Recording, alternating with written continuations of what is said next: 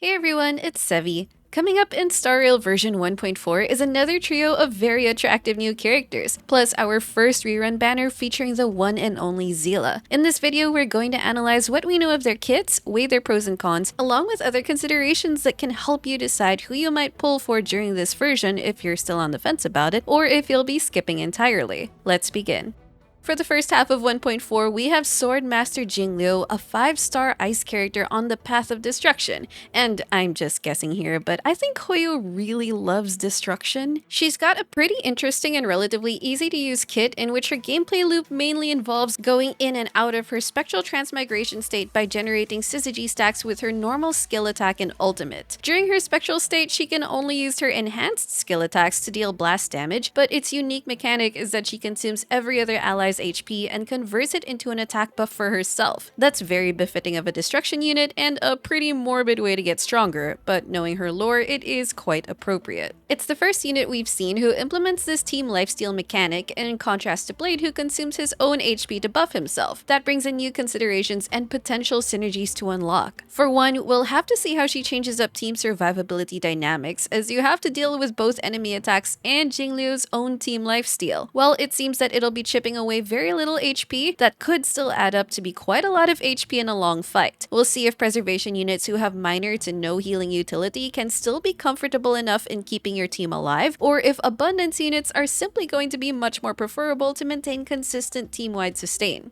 If the attack buff also scales based on the amount of HP she consumes, then that will give a bit more incentive to use allies with high HP. For example, you might have someone like Bailu or Fushuan who not only have high HP stats themselves, but can also boost your entire team's max HP, which makes for even better synergy for Jingliu. Furthermore, she complements allies who actually want to lose HP. Right now, Blade is our main example, as losing HP helps him deal follow-up attacks faster, and he buffs his ultimate damage based on the HP he's lost. I'm sure we won't be limited to him, as this seems to be a mechanic that Hoyo will continue to explore. Jingliu would also be able to trigger the 4-piece Longevous Disciple for others, since the wording states that allies who consume the wearer's HP will trigger the crit rate buff. Then, as for her skill point consumption, her normal skill attacks still need skill points to generate synergy stacks, but during her spectral state, she will instead consume synergy stacks to do her enhanced skills. The end result is that this makes her not as skill point hungry, which is in clear contrast when compared to Imbibitor, who destroys skill points. She's not going to be a totally SP neutral unit, but she'll be more forgiving in terms of SP management, which should help open up more flexible team comps, since you won't need steroid-powered SP generators as badly. While she's going to have hypercarry comps as her standard template, it also seems very possible that she'll have good potential synergy in some dual DPS comps like with Blade, especially since she won't hoard too much SP, and as long as you pair them with other SP-positive supports. Given the very impressive track record of our previous limited 5-star destructions, we can certainly expect that Jingliu will be a very strong character that should be on a close level with them. There is a bit of destruction fatigue settling in with these 3 consecutive patches, but at least the ones we've gotten are units you can't go wrong with if you just want a main DPS that'll carry you throughout the hardest content, so Jingliu should be no different. As for her current banner value, she's running alongside Tingyun, Qingchui, and Sampo. It's great that Tingyun is there, who should be a very good support for Jingliu thanks to her buffs and energy-giving abilities, which will boost Jingliu's damage and let her ultimate more often for more damage and faster synergy stack generation. But also in general, Tingyun's just a really good support for many DPSs. She will definitely be a very strong pickup for new and old players alike, more so when you get her duplicates. I should be making a guide for her sometime after Jingliu, so watch out for that. Meanwhile, Qingchui's a quantum DPS that especially becomes a beast with Eidolons. She has a unique gambling playstyle that can result in huge payoffs, so if you're interested in trying to main her, then hopefully you get copies of her. And if you have Kafka or are targeting her rerun and are looking for Sampo Eidolons, then this banner will be pretty convenient too.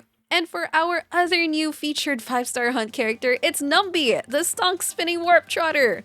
Along with his Topaz girl, I guess. Look at his bow tie! Look at its size beside regular trotters! But if anything happened to him, I would kill everyone in this room and then myself.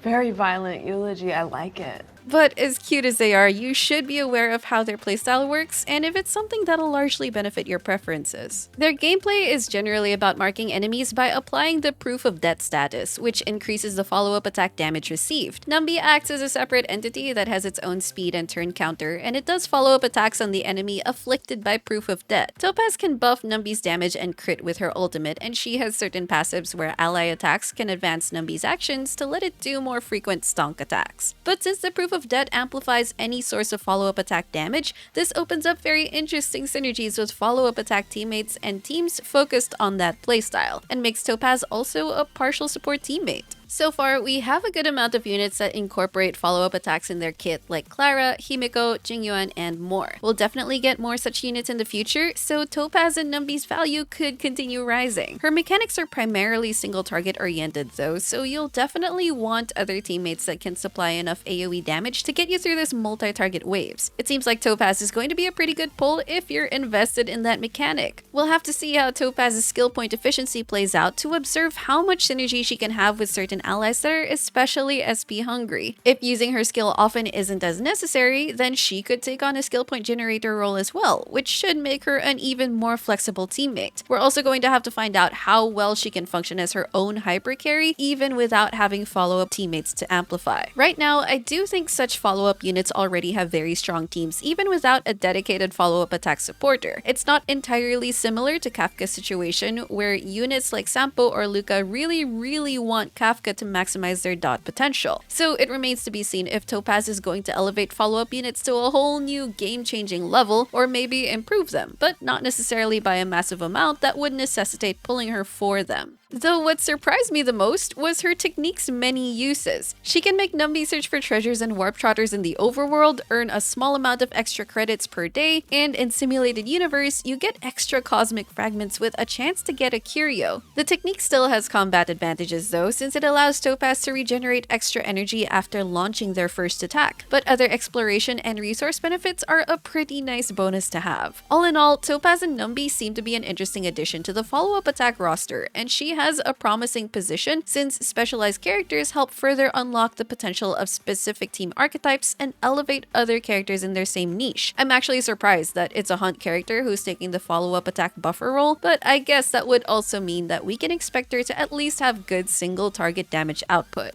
Strangely though, none of her 4-stars on the banner seem to have high synergy with her, and the new 4-star unit running alongside her is a dot Nihility unit instead who is geared towards another niche. That's Guinaifen, a Fire Nihility 4-star whose kit is about applying burn and increasing the damage enemies receive, which is pretty much par for the course with our dot roster. Her skill deals blast damage with a chance to inflict burn, and her basic attack can inflict burn too. Then when enemies take burn damage, there's a chance to apply the Fire Kiss debuff, which is a stackable vulnerability debuff that increases the damage the enemy receives. Using her ultimate deals fire damage to all enemies and triggers a portion of burn damage if an enemy already has an existing burn effect, just like how other Nihility dot units have a way of triggering their own element's dot, or Kafka who can trigger all applied dots. It's a pretty simple kit that reminds me a lot of Luca, but fire. Though the main differences aside from their elements are that she's more effective in multi-target scenarios with her AoE attacks and debuff application, and her Fire Kiss debuff is triggered by the enemy taking burn damage, which is pretty distinct from Sampo and Luca who have to apply their debuffs via their ultimate attacks. She's clearly meant to expand Kafka's dot roster, as we're finally getting a dedicated burn dot unit, unlike the other fire units who can apply burn but don't really have dot focused playstyles. It's also nice that her damage vulnerability debuff applies to both dot and non-dot damage, just like Luca. So while she is obviously geared for a dot team, she might still have some viability in non-dot teams. I'm sure a lot of Kafka simps will want to snag a copy of her, and it does help that she shares a banner with Luca, our bleed Nihility unit, and even Sushang, who can actually be viable as a bleed DPS with Kafka. Now that I think about it, this banner honestly feels more like a Kafka banner. However, you should definitely think twice about trying to snipe a copy of Guinaifen if you're not interested in the featured 5-star. If you don't want to risk your pity, then it shouldn't be that long of a wait for her next banner, as evidenced by seeing Luca relatively soon, whose first rate-up banner was just last August. Who knows, maybe she might even get a rate-up on the Kafka rerun banner.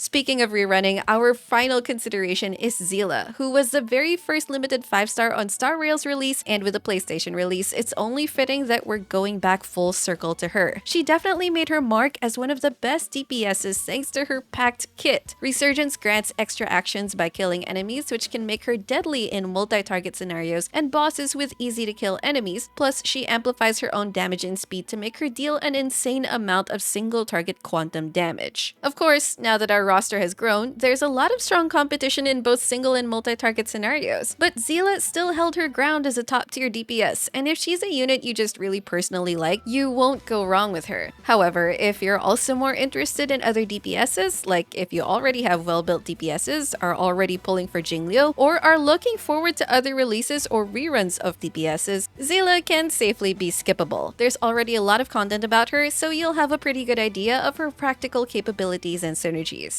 As we wrap up, here's a quick summary of what to consider for each of the new 5 stars in version 1.4. Jingliu seems to be a straightforward unit who will predictably be strong just like her destruction peers, but has lifesteal mechanics that does open up certain synergies. Meanwhile, Topaz and Numby have a more unique set of skills that's focused on buffing follow-up attacks, so we'll wait and see how her personal damage is like, how good she is with other follow-up attackers, and how much her value will grow as we get more follow-up attack units released. If we take a peek at the next releases, we have Prince Charming Argenti, a 5-star physical erudition unit, Huohuo, a 5-star wind abundance unit, and Hanya, a 4-star physical harmony. I'm very curious how a new 5-star physical unit will play like, and how these new supports can add something new to the table that distinguishes them from the current options. And since 5-star reruns are already starting, it's likely that Jingyuan will be running in the next patch, with Silverwolf also being a possibility if Hoyo will start featuring quadruple character banners. But how about you? Who's caught your eye among these version 1.4 banners? Are you throwing your jades at Ice Mommy, Little Space Piggy, or the good old reliable Seele? Or saving up for other upcoming units? Let me know down in the comments. If you enjoyed this video, don't forget to leave a like, consider subscribing to my channel if you haven't already, and I will see you all soon.